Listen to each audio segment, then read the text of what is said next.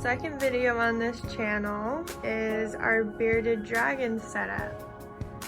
This is our bearded dragon Spike. She is a girl and she is currently in a 20 gallon. Now, bearded dragons do get big. I believe they get about 2 feet long, and they should definitely be in a bigger tank. When we got Spike, she was extremely small. She was a newborn. We actually had her in a 10 gallon. As she got bigger, we upgraded her to a 20, and she definitely hit a growth spurt. She's about, I want to say maybe 4 times the size she was when we got her. So it's about time for an upgrade. When I do get a bigger tank, which should be soon, maybe within the next few months, I will make a video of setting up that new tank. But for now, I'm just gonna show you our 20 gallon that we got going on for her. All right, so first things first, I'll start from the bottom up, is the floor. So there's many different options you can do for a bearded dragon when it comes to flooring. Anywhere from tiling the bottom. People usually use sand mats, which is just a mat that has like little rocks and sand glued to it. Some people actually use real sand, which we did experiment with, but it's a little dangerous just because it does get in their nostrils and their mouth, or potentially ear holes, anything like that. It's just something you kind of want to avoid. Again, not too bad, but we just don't prefer it. Then there's, easy peasy cleanup paper towels, which is what we have. So a lot of people just lay down paper towels, and anytime your bearded dragon goes potty or it makes a mess, you can just pile them up, throw them in the trash, and replace them with new ones. Alright, second thing when it comes to her tank is her bowls. So we do have a water dish. Some people don't have a water dish in the tank, and technically I don't think you need one, to be honest. Bearded dragons don't really drink from bowls, and you can honestly just get them to drink every day by just spraying them down with a water bottle.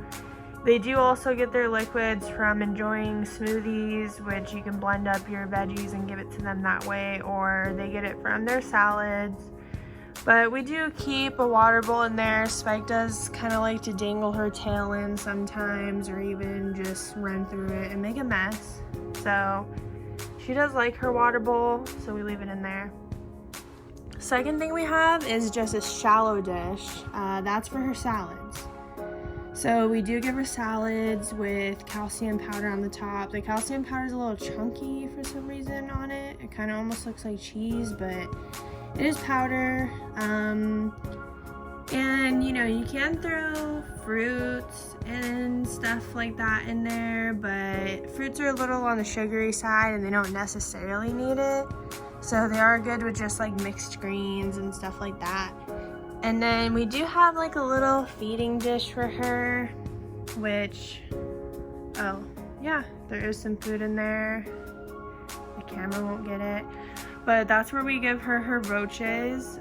Preferably, I would use a little glass dish, because glass and plastic is really hard for roaches to climb up. So you can dump some roaches in there, and they'll be able to eat it whenever they're hungry, and the roaches won't be able to get out and like hide all over the enclosure. Now for her furniture, which she has in here. So she's not really like a hammock kind of girl. She doesn't really use the hammock at all. We put that in there actually a couple months ago, and to be honest, I've only seen her use it a couple times. I've even tried to like stick her on it to show her that it's there, but she actually just kind of likes that as her little sleep corner. So like she'll go to the corner and go under the hammock, and that's where she likes to go to bed at night. And then we have her stick right here, and that's just for her to be raised up so she can get her light. That provides heat and fake sunlight, artificial sunlight, which is good for her skin. So that's her little stick. We did have to cut it to kind of adjust it to fit into this 20-gallon tank, but once we get a 40-gallon, we'll probably retire this stick and get a bigger one. All right, so the very last part of her tank is her light situation that we have up here. So there's 2 different lights that bearded dragons need. Absolutely 100% need. You cannot go without getting these 2 lights. So the first one is your UVB light. This is, if not the most important one. Obviously their heat and basking light is extremely important too, but this one especially. UVB needs to span across the tank, so it needs to be able to hit your bearded dragon no matter where they are in the tank. I know ours is a little bit off to the left here, but that's the best situation we could come up with this lid and our tank situation. So the UVB is kind of like a white light, and it's extremely important because it prevents bearded dragons from getting a disease called metabolic bone disease. It's really common, unfortunately, in people that don't really research bearded dragons, and it is deadly. Your bearded dragon can die. They can also become crippled, so you definitely need a UVB. And the second one we have here, I think it's called UVA, or just a basking light. It's pretty much just her heat and her basking light. Bearded dragons do need their tank to be moderately hot and low humidity, since they are desert reptiles. So right now our humidity is about at 30%. Not really sure if that's accurate or not, because to be honest, it's pretty dry in here. I don't really know what humidity is just basically at.